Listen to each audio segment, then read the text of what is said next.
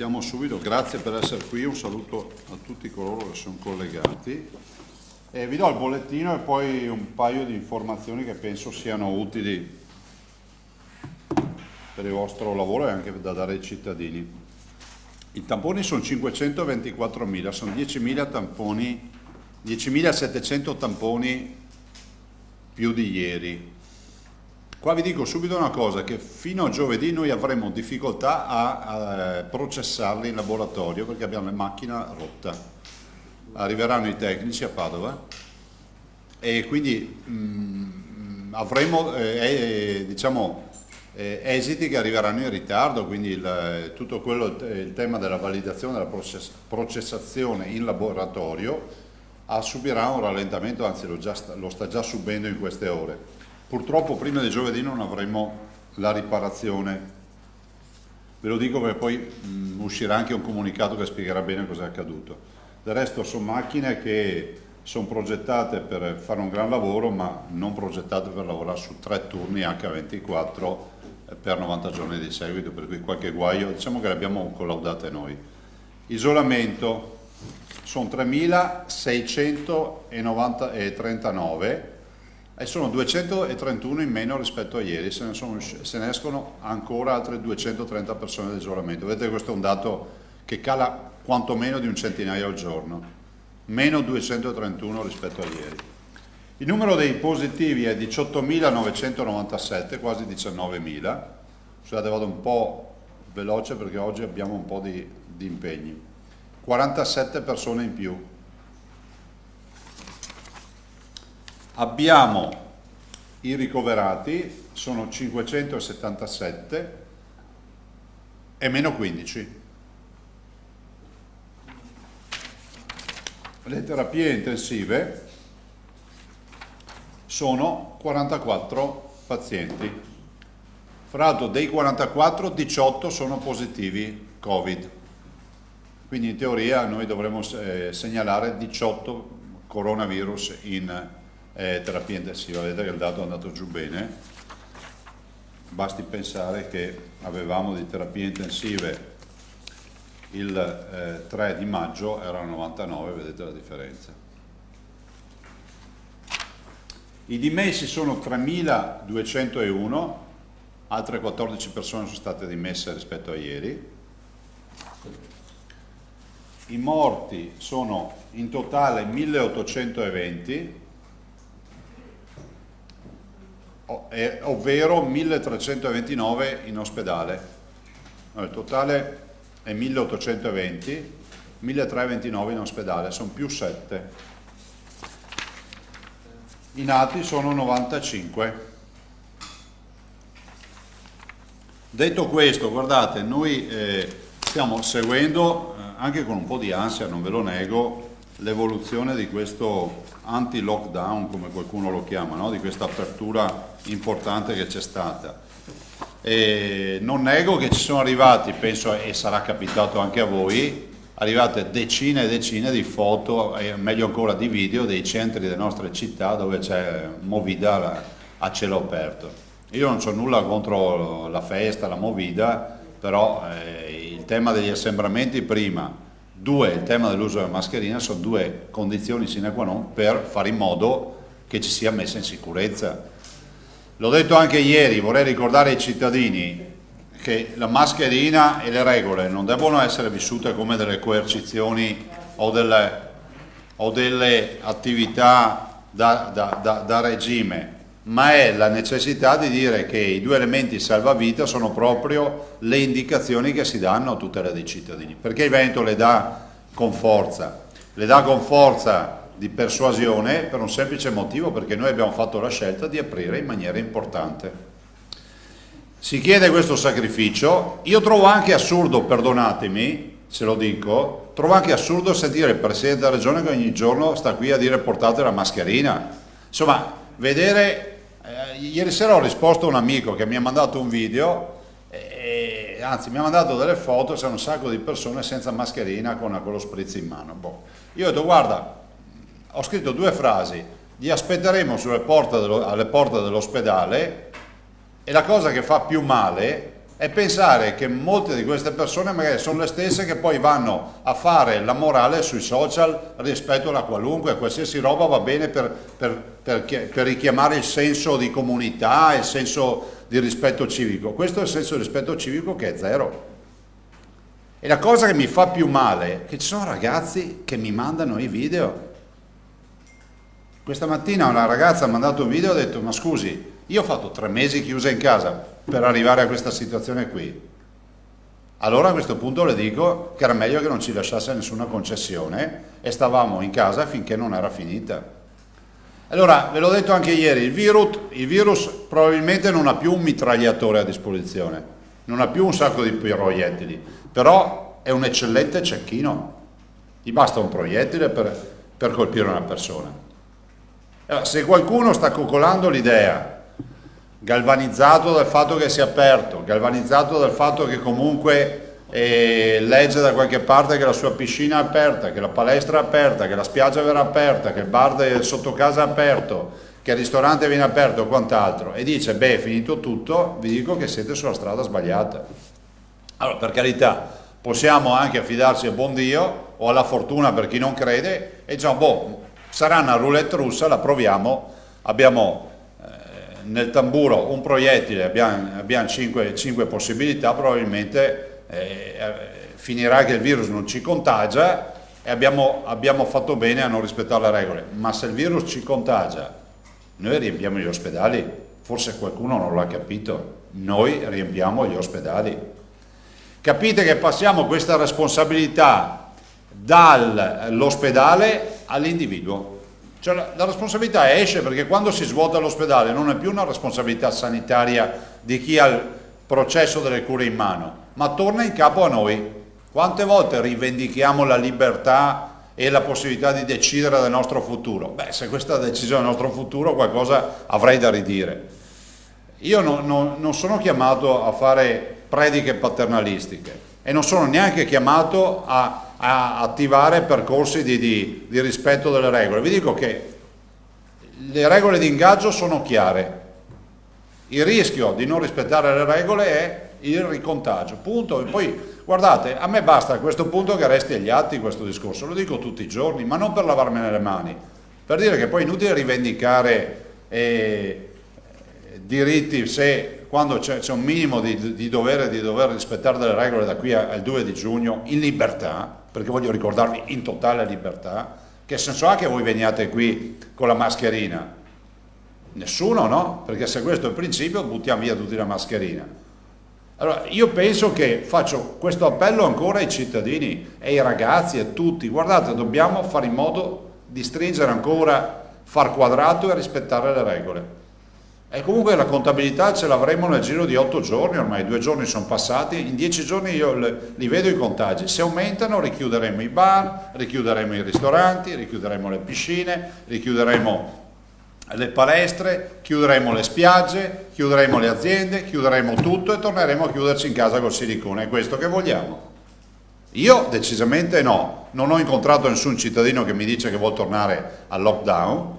E allora un minimo di impegno, ragazzi, dai, un minimo di impegno. Si può andare al bar, si può fare anche con gli amici, ma non serve fare l'happy hour come lo facevamo prima del virus. E poi è un sacrificio, scusatemi. Capisco se uno ti certifica e ti dice: guarda, da qui all'infinito vivremo così, vivremo con il virus, con le mascherine. Allora uno dice: vabbè, a questo punto faccio una scelta di vita, mi butto.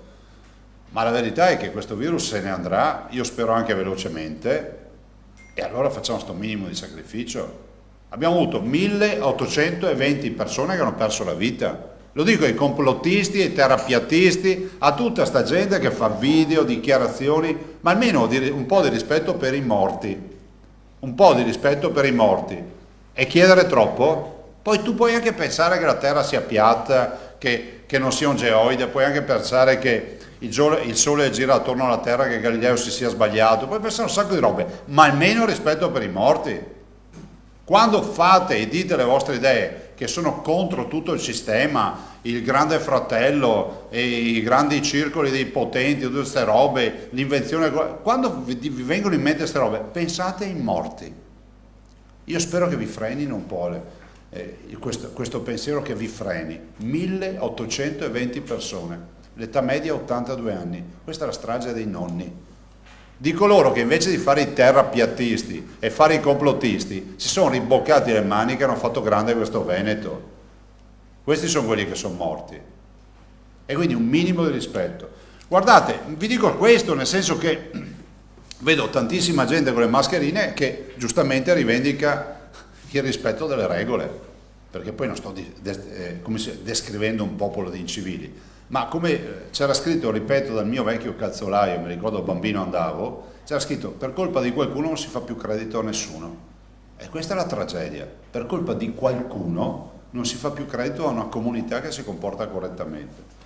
Voglio dirvi, annunciarvi che siamo addirittura d'arrivo, nel senso che noi abbiamo già deliberato l'aiuto anzi il riconoscimento per il grande lavoro che ha fatto il mondo della sanità. Sono quasi 61 milioni di euro che eroghiamo, esattamente 60 milioni 932 mila 640 sono risorse che diamo come premio straordinario, ma più che chiamarlo premio, riconoscimento straordinario a tutti coloro che nella sanità si sono adoperati in questi mesi. Poi vi diamo nel comunicato stampa, vi diamo la suddivisione, nel senso che c'è una suddivisione rispetto ai 61 milioni da dove arrivano. Dall'altro anche come verranno erogati.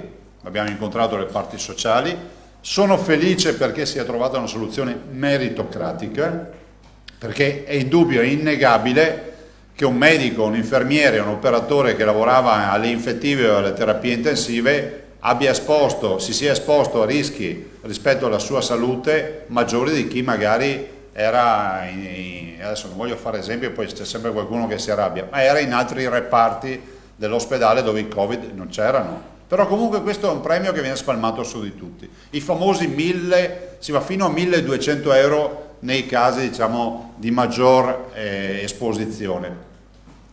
Vorrei dirvi, perché siccome qualcuno quando fa le considerazioni dice ma Zaia quando dà il premio, vorrei ricordare che per noi questo è un premio che vale molto di più in Veneto, perché non applicando noi l'addizionale IRPEF da 10 anni non abbiamo prelevato dallo stipendio di un medico che mediamente ha 20 anni di anzianità in ospedale, non abbiamo prelevato in 10 anni 4.850 euro.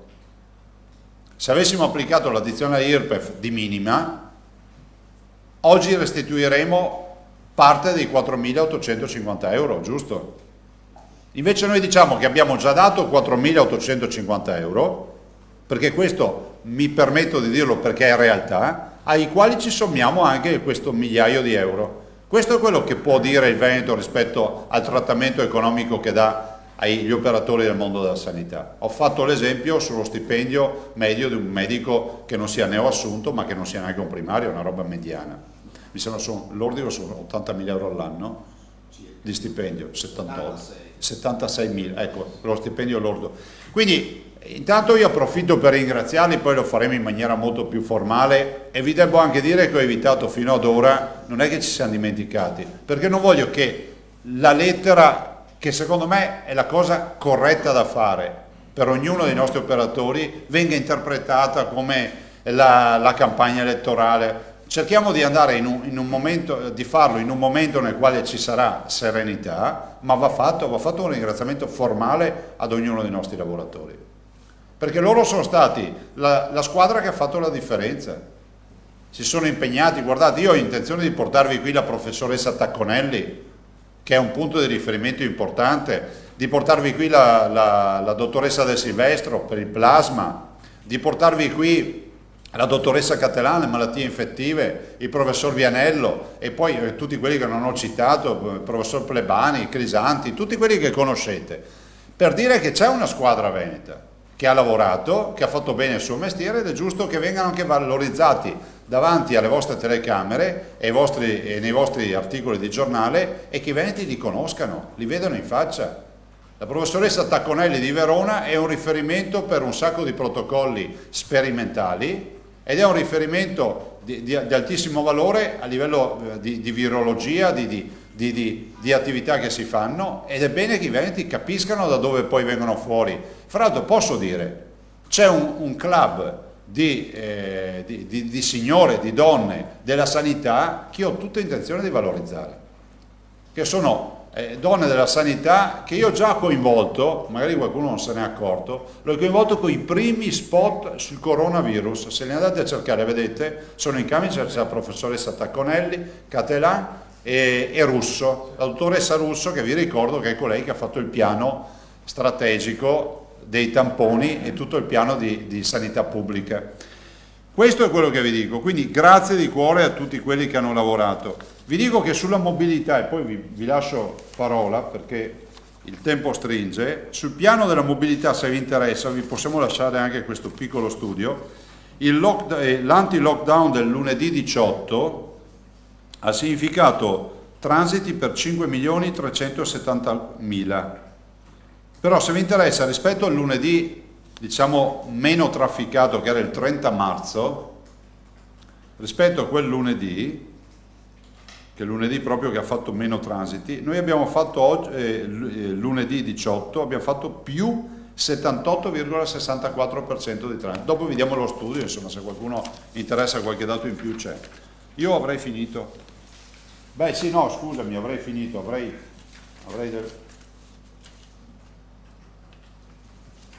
Ma sì, lasciatemi ricordare due cose che Federico mi ha organizzato qui, perché prima abbiamo visto le carte, scusate.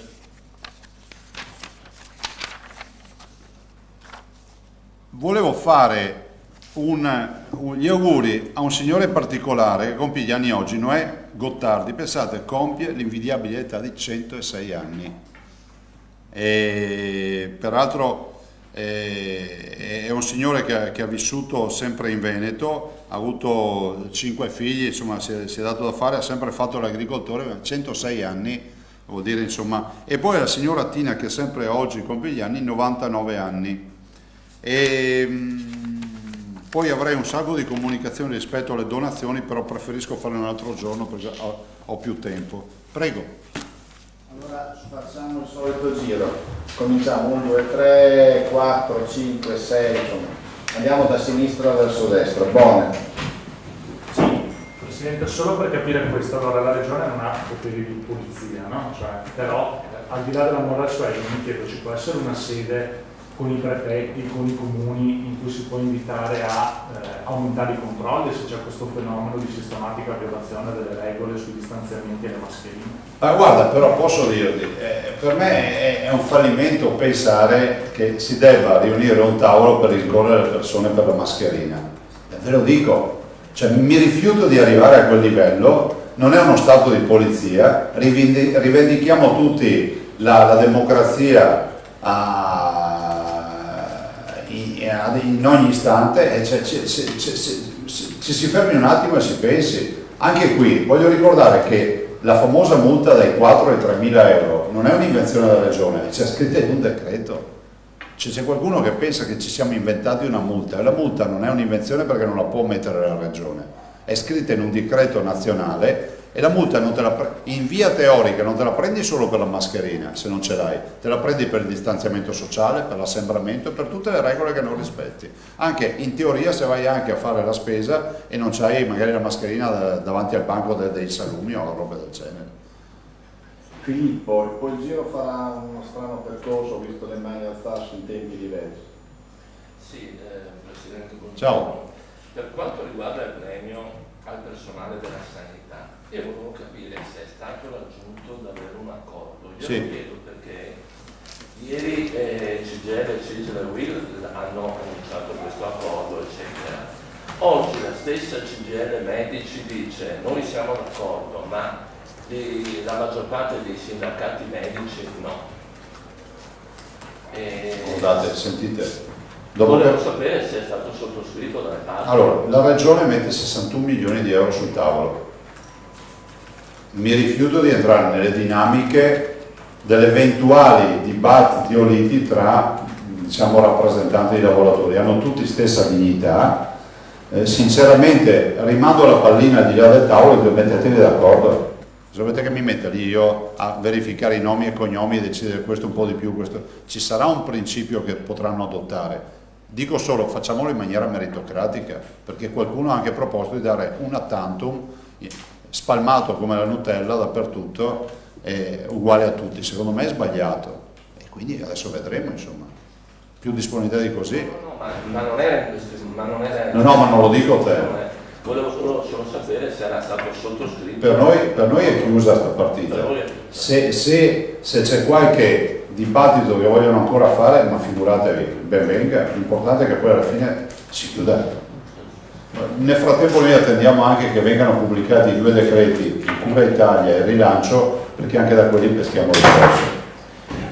Avevo 2 domande, poi se vogliamo domande così un po' di nicchia, però un gruppo di persone non vedenti chiede 2 cose. Una che forse è già superata, dicevano noi abbiamo problemi quando entriamo in un negozio con i guanti, non riusciamo a arrivare al tatto, ma mi pare che i guanti siano ormai superati dal genere. Igienizzazione delle mani. L'altra cosa, le chiedono, quando dà delle indicazioni pratiche, magari gesticolando, di accompagnarle da qualche parola di spiegazione. Questa è la loro richiesta. Chiaro. L'altra domanda nel merito riguarda le piscine termali, che in Veneto sono una cosa importante.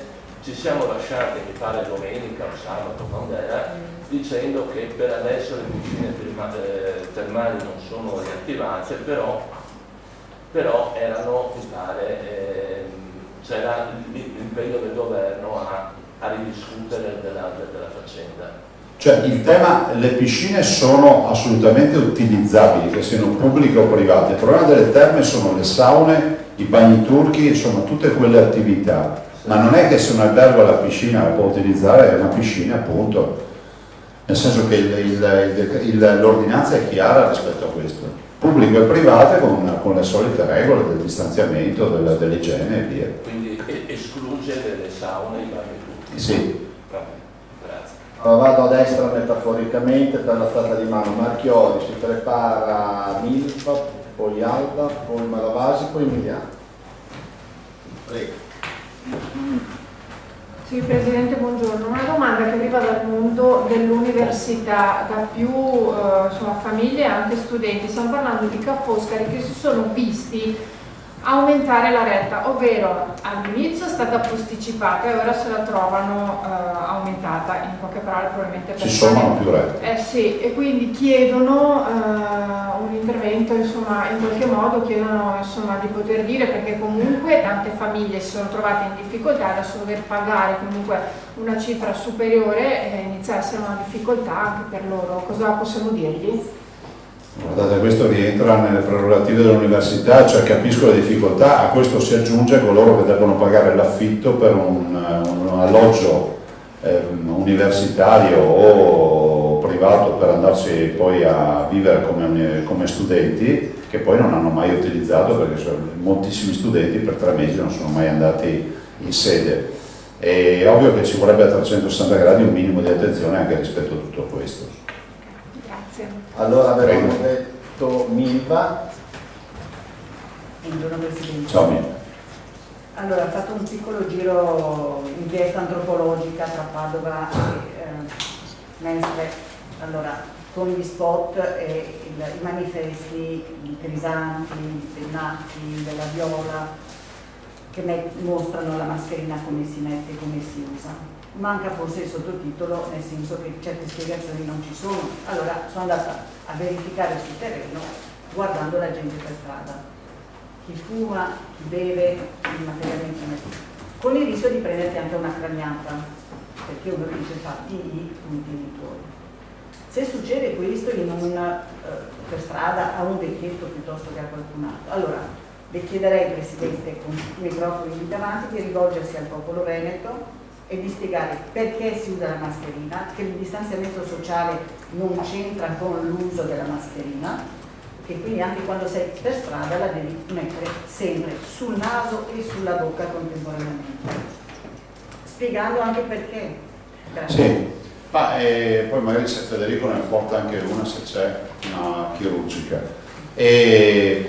Ma questo l'abbiamo detto in più occasioni, grazie per la domanda. La mascherina non è un vezzo e non è neanche un atto di coercizione sociale. La mascherina salva la vita. Ormai è scientificamente dimostrato che chi ha operato al fronte, cioè nelle terapie intensive, nelle malattie infettive, nelle semi-intensive, quindi abbiamo testato i 10.000 medici della sanità del Veneto, dell'ospedale, degli ospedali, ne viene fuori che solo l'1,3% si è infettato. Cosa vuol dire? Per la proprietà transitiva utilizzavano la mascherina e il virus non arriva. Se ci pensate, questo fra l'altro è stato anche documentato dalla letteratura scientifica, che dice che il primo presidio in assoluto è la mascherina, poi il distanziamento sociale, dopodiché anche qui non è che la mascherina uno la gestisce alla bisogna, ci sono delle regole per utilizzare la mascherina, che sono quelle di indossarla sempre, ovviamente fatto salvo quando uno deve bere e si ritrova da solo a casa propria o quant'altro. Adesso, per carità, non so se questa si può chiamare pubblicità progresso, diciamo che noi siamo interessati a fare in modo che i cittadini capiscano questo. Sai, ne viene fuori anche uno spaccato di un popolo, no? Perché se stiamo qui a discutere dell'uso della mascherina, come discutessimo con un malato oncologico dell'uso dei farmaci salvavita, cioè non ha nessun senso fare questi discorsi. Me lo dico per me perché a volte provo anche imbarazzo. E la mascherina va anche poi, come si dice, indossata nella maniera migliore, cioè come dicevi te, naso e bocca coperti. E è vero che il DPCM, perché qualcuno ci dice il DPCM non prevede l'uso della mascherina, non è vero, il DPCM prevede, grazie, l'uso della mascherina negli ambienti chiusi, quindi vado in un negozio, devo indossare la mascherina e nelle condizioni in cui non si garantisce il distanziamento sociale, dice il DPCM, cioè quando non riesce a stare almeno al di sopra di 1 metro di distanza da un'altra persona. Il che vuol dire che se tu cammini per i centri cittadini ne incroci tante che comunque ti sfiorano, in quel caso devi portare la mascherina. La mascherina, abbiamo detto 1 miliardo di volte, si porta così, questo è il modo esatto, così non serve a nulla, serve solo è un palliativo e così proprio è inutile. Io non so cos'altro aggiungere, lo trovo anche strano, no? Dover stare qui a parlare di mascherina. Penso sempre che abbiamo avuto 1820 morti. Alda Manzan, poi Malavasi si prepara. Presidente, buongiorno. Ciao. Ieri è stato pubblicato il decreto, la sua ordinanza, per quanto riguarda la mobilità, il trasporto pubblico locale. Quindi non c'è solo Conte che pubblica a ridosso dell'inizio delle nuove disposizioni, perché l'ordinanza sua è entrata in vigore direttamente ieri, 18/18. Volevo chiederle cos'è la utilizzazione verticale delle sedute. La sua ordinanza dice dobbiamo mantenere il distanziamento sociale, però gli autobus sono affollati, i vaporetti sono affollati, ma la gente da ieri è tornata al lavoro, quindi ha bisogno del trasporto pubblico. Nella sua ordinanza cambia il sistema di ingresso nei mezzi pubblici, treni e quant'altro, e dice possiamo anche derogare al distanziamento di 1 metro con le sedute in verticale, evitando uno di fronte all'altro, fino ad una capienza massima del 50% del totale omologato. Ci può spiegare? Guarda, questa è un'ordinanza che giustamente, come capite, è stata scritta dai tecnici, no? Alla luce dei confronti che hanno fatto. Da quello che hanno spiegato a me, però, se vi serve un approfondimento fatto meglio, ve lo faccio avere, è quello della seduta che viene considerata la postazione in piedi, no? Cioè, questo è. Dopodiché, per spiegarvi bene tecnicamente la lettura dell'accordo che hanno fatto, devo farvi parlare con l'ingegner Pellegrini che ha stilato questo, quindi ben volentieri, se volete, vi metto nella condizione di averlo già aggiornata. L'interpretazione autentica poi di tecnicamente come avviene questo. Resta comunque il fatto che al 50% secondo voi saranno sufficienti mezzi pubblici per portare la gente al lavoro e quant'altro? Il 50% è riferito alla capienza rispetto alla capienza originaria che avevano. Vi ricordo che con le altre modalità si era un terzo della capienza, no? Si era al 30%. Con questa nuova lettura arriviamo al 50%, ovviamente sempre in presenza di mascherina e di rispetto delle regole. Se vuoi ulteriori ti metto in contatto con l'ingegnere Pellegrini, magari dopo la conferenza, e ti dà proprio anche gli elementi di partenza per questo lavoro. Posso sommessamente aggiungere che si trattava di disposizioni nazionali del ministro concordate, non è che ce lo siamo inventati, c'è un accordo con il ministro De Micheli che ha portato a questo, non è una cosa. Maravasi. Buongiorno.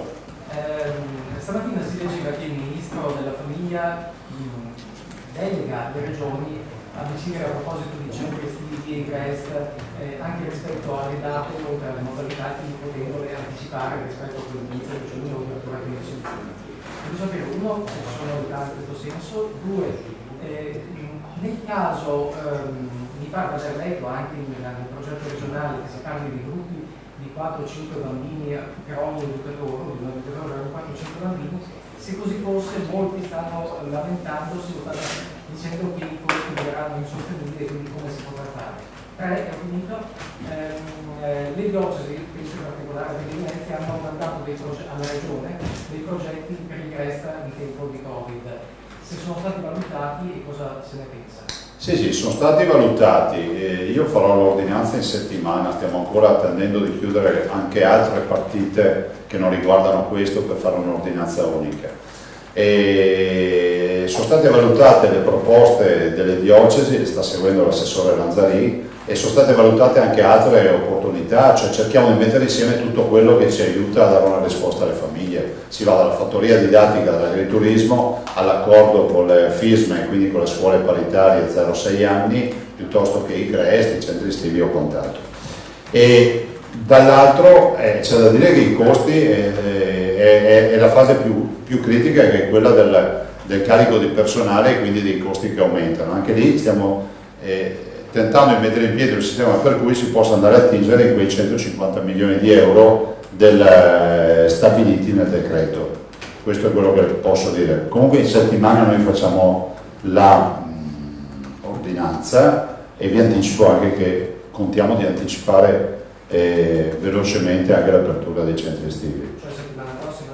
Se ci riusciamo sì, però attendete l'ordinanza per favore, che poi, perché considerate che dobbiamo fare un incastro che non è da poco, perché ben venga la disponibilità del Ministro della Famiglia, ma poi c'è anche il tema sanitario e c'è il tema della scuola, insomma c'è un sacco di dibattito su questo. Sappiate che noi abbiamo realizzato, penso ormai da 15 giorni, le linee guida per la gestione. Emiliano, poi Maria De Lia, mi scuso ma in mezzo a quella sequela non l'avevo notato, scusate. Presidente, buongiorno. Torno sull'argomento delle terme, perché in questo momento noi, oltre a seguire la conferenza stampa che stiamo vivendo, siamo anche ad Abano, c'è un sit-in proprio degli operatori del settore. Non è in sé per sé la questione delle vasche termali, perché il problema è l'introito che arriva maggiormente dalle spa, che sappiamo, come appunto rimarcava, essere chiuse. Capisco anche il problema di trofei e di tutto quello che ne consegue. E quindi, nonostante gli alberghi siano aperti, gli introiti mancano e queste persone, questo indotto è seriamente in crisi.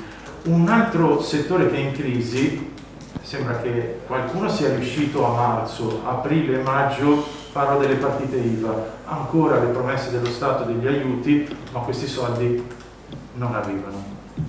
Ma guardate, rispetto alle terme hanno assolutamente ragione, la loro preoccupazione è la nostra. Vi ricordo che il divieto di apertura di saune e bagni turchi viene dal DPCM, per cui non è una limitazione proprio formale.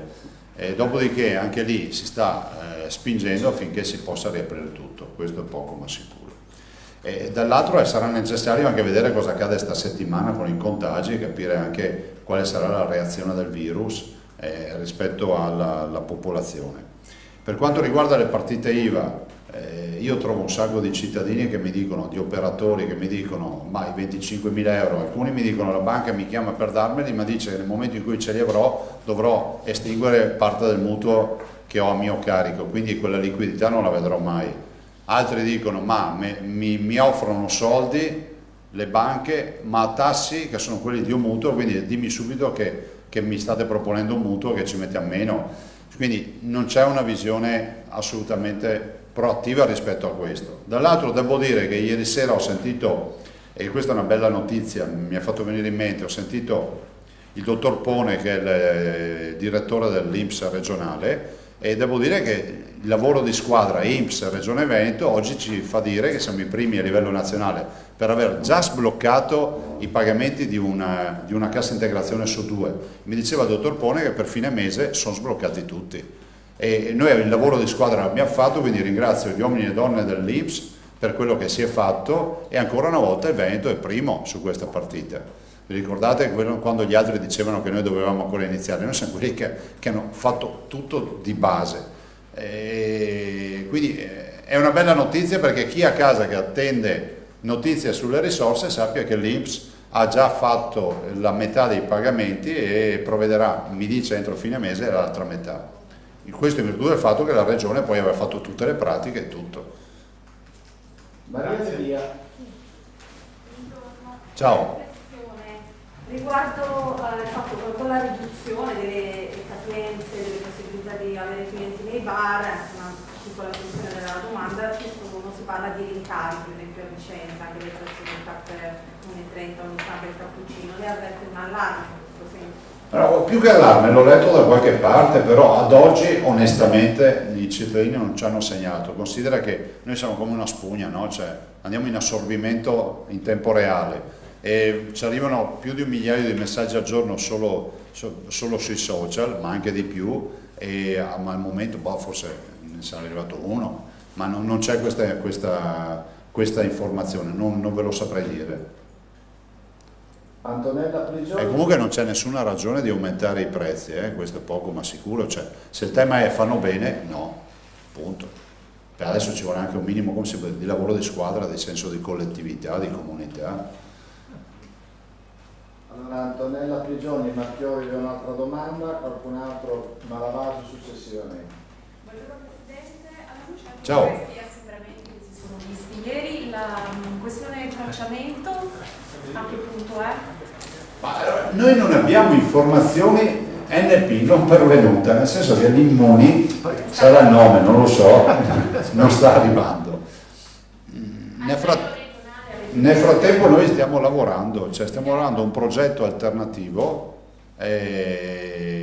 però al momento non posso anticipare nulla perché prima voglio vederlo, nel senso che ho già visto il progetto, abbiamo già fatto delle correzioni, però vi dico anche la verità, dovrei vedere domani il piano e dopodiché ve ne parlerò.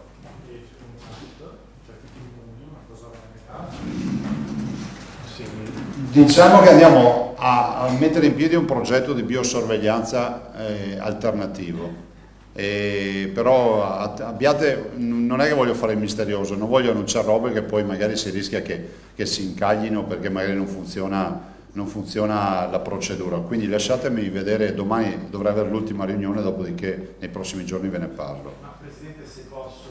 Prego. Ma questo perché alla fine quella nazionale è latente, perché io ricordo bene le sue parole vivendo qui ogni giorno alla conferenza stampa, lei preferiva qualcosa di nazionale, quindi di omologato per tutti. Sì, non è che preferivo, io vi ho semplicemente detto che quando c'è stato il dibattito ho detto, chiarita la partita della privacy, di tutte queste robe, perché apriti cielo, abbiamo tutti la privacy da difendere, no? Cioè siamo tutti georeferenziati col telefonino che abbiamo in tasca. Cioè, mettiamo accetta in ogni sito che apriamo, così veniamo anche non solo georeferenziati ma anche profilati rispetto alle nostre ricerche, quindi sì.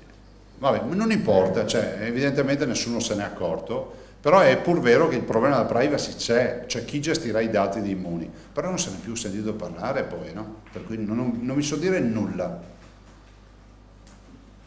Marchiori, poi Malavasi.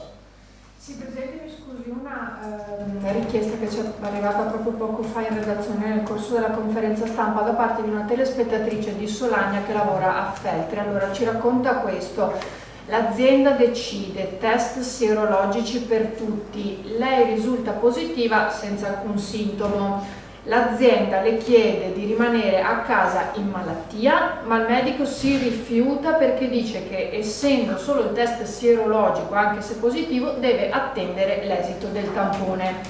Ora lei dice che confermi o meno la positività.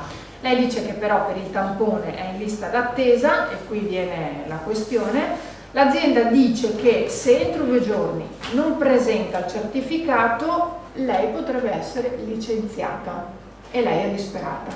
Sì, beh, allora, prima roba, manca un elemento, cioè chi ha il test sierologico positivo negli screening che si fanno nelle aziende deve essere subito inoltrato velocemente dal medico curante, questo mi sembra sia avvenuto, per il tampone. Prima roba, quando ha fatto richiesta di tampone? Questo non ce l'ha detto perché se l'ha fatta stamattina potrei dire dateci il nome e cerchiamo di capire se è roba di 5-6 giorni fa allora è grave, cioè, ci manca l'elemento fondamentale. Quando è stata inviata all'ULS per fare il tampone? Le date non le ho precisamente, bisogna averle, ok, grazie. se no è difficile rispondere. Va bene, okay. Considerate che adesso abbiamo il problema che i tamponi li facciamo in tempo reale, ma poi c'è la processazione che ha qualche difficoltà, però penso si possa comunque, per carità, è un caso limite, però è anche vero che forse noi come piano di sanità pubblica possiamo prevedere anche la malattia in attesa del tampone. Potrebbe essere che introduciamo anche questo elemento, perché se è per colpa nostra perché la processazione va avanti piano, se la macchina è rotta, non è che possiamo sentire, a parte il fatto che penso che un'azienda che licenzia un dipendente perché dice che è positivo, la vedo, a meno che non ci siano altri fatti tra datore di lavoro e lavoratore, perché non so. Ho l'impressione che non sarebbe un licenziamento per giusta causa, sentita così. Due questioni veloci molto diverse. Il fondo europeo da 500 miliardi di cui si è parlato ieri, ci sono delle richieste e anche dei criteri, richieste per il Veneto, i criteri che vengono dal Veneto, e d'altro canto ancora ci arrivano segnalazioni di partite anche significative di mascherine acquistate e importate, arrivate in dogana e ancora ferme difficili da sdoganare. Siccome questo tema ricorre ormai da 2 mesi direi, e anche nelle sue parole si parlava del limite dovuto al rischio del sequestro per uso di protezione civile, ma possibile che dopo 2 mesi si sia ancora incagliato su questa questione? Guardate, cioè, cosa volete che vi dica? Da quante settimane ve lo sto dicendo? L'ho detto io in assoluto in prima nazionale, mi hanno detto che non avevo capito come funzionava, avete visto, l'ho detto fino alla fine, l'ho detto al Presidente del Consiglio, l'ho detto ai ministri, ho detto guardate che se aprite servono mascherine, i cittadini sono disposti ad andarsene a comprare, ma bisogna che arrivino container di mascherine e così si va a cambiare anche il prezzo, ma ancora valgono come loro perché ce ne sono poche sul mercato e noi le continuiamo a distribuire, però questo è un problema reale. Quanto ai 500 miliardi, io non ho ancora capito quali siano le regole di ingaggio, per cui mi fermo a una valutazione che è molto macro. Dico, siccome oggi il dibattito è anche di Fiat, non Fiat, la garanzia dello Stato o quant'altro, io non sono uno che fa guerre di religione, dico semplicemente che il Veneto è l'80% delle imprese che ha meno di 15 dipendenti, quindi il modello di sviluppo non è fordista, ma è un modello del distretto industriale diffuso, della piccola e media impresa. Dobbiamo pensare alle nostre imprese, quindi spero che tutto sia tagliato sartorialmente su quello che è la piccola e media impresa, che è il nostro tessuto produttivo che produce 160 miliardi di PIL all'anno. Milva e Tosato. A proposito del premio per i lavoratori del mondo della sanità, quante persone riguarda e se riguarda anche quelli che sono stati assunti dopo? Sì, riguarda tutti gli operatori e sono circa 54.000, 55.000, quanti sono? Sono 10.000 gli operatori e complessivamente... Vabbè, se è il dato che vi ho dato io, tranquilli, sui 54.000 sono. Tutti coloro che hanno lavorato. Ma guardate, noi siamo pronti. Allora, vi dico anche una suddivisione. 20 milioni li peschiamo abbiamo 3 fonti di finanziamento, Cura Italia, Rilancio, sono tutte risorse del Veneto ovviamente, cioè che spettano al Veneto, e 26 milioni direttamente anche dal bilancio regionale, comunque sono 60 milioni 932 mila.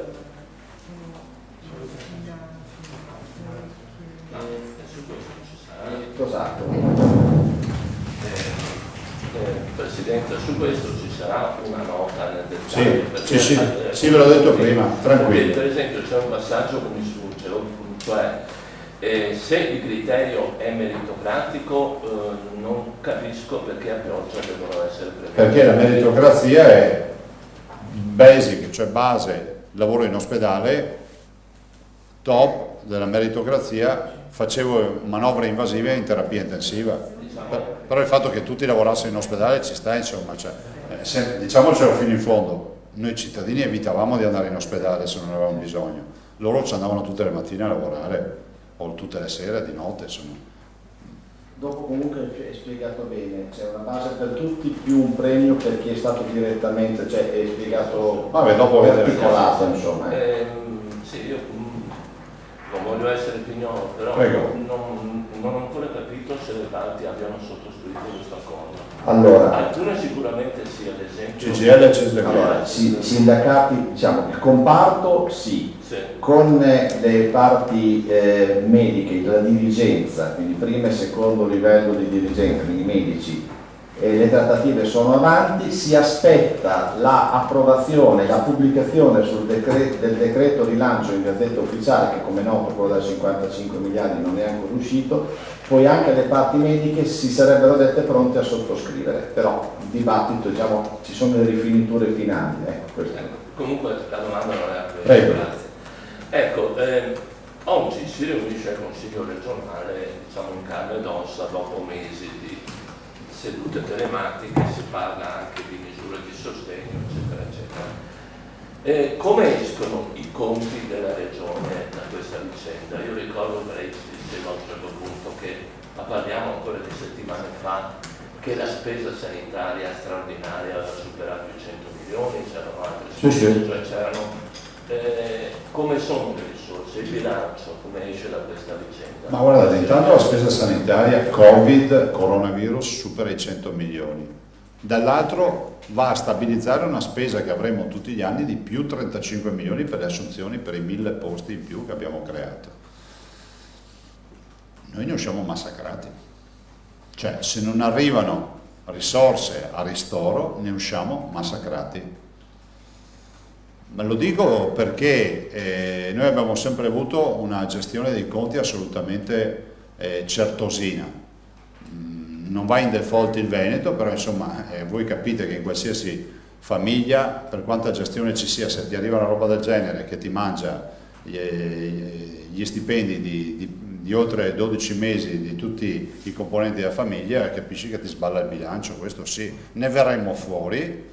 E contiamo moltissimo sul fatto che ci sia una redistribuzione del fondo nazionale e contiamo anche che arrivino risorse per il rilancio di tutto quello che sono gli investimenti nella sanità. Questa vicenda ci ha insegnato che gli investimenti nella sanità devono essere una cosa prioritaria sulla quale investire.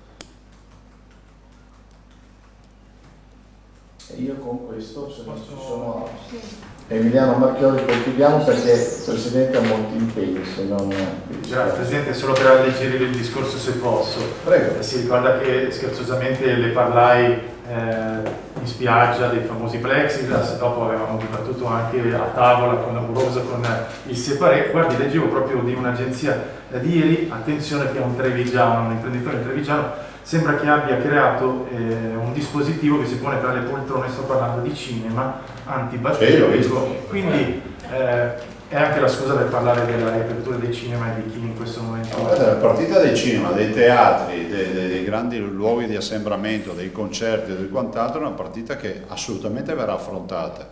Ad oggi si immagina che possano essere tra le ultime attività assieme alle discoteche da aprirsi alla volta di metà giugno, però tutto quello che si può anticipare si anticipa in ragione dei dati che avremo dal punto di vista sanitario. Questo presidio Made in Veneto ben venga? Ma c'è anche il mio paesano. No, nel senso che si tratta di una soluzione che però è una soluzione gestibile, cioè una soluzione, diciamo, che aiuta a vivere meglio, perché non incasina la vita come il plexiglass in spiaggia, dai, è un'altra roba. Grazie. Ecco, no, scusi Presidente, mi hanno dato delucidazioni su questa signora. Da Sì. ieri è a casa, il medico però non le vuole fare questo certificato perché lui dice, a parte l'esito del sierologico, finché non ho il tampone non faccio questo certificato. Però non sappiamo quando ha chiesto di fare il tampone, è questo che serve a noi. Ok. Cioè, Adesso è fondamentale sapere quando ha chiesto di fare il Che mi tampone. mandi la data, Adesso l'ora c'è- e io sì. provvedo a verificare. Va bene, facciamo così. Beh, date nome e cognome e verifichiamo subito dov'è il tampone di questa signora. Perfetto, grazie. Prego? Gli assessori. giù. No, è consiglio regionale, sono consiglio regionale e quindi sono bloccati. Dovete scusarmi, ma devo andare. Grazie, Buon buona lavoro. giornata. Anche a lei, grazie.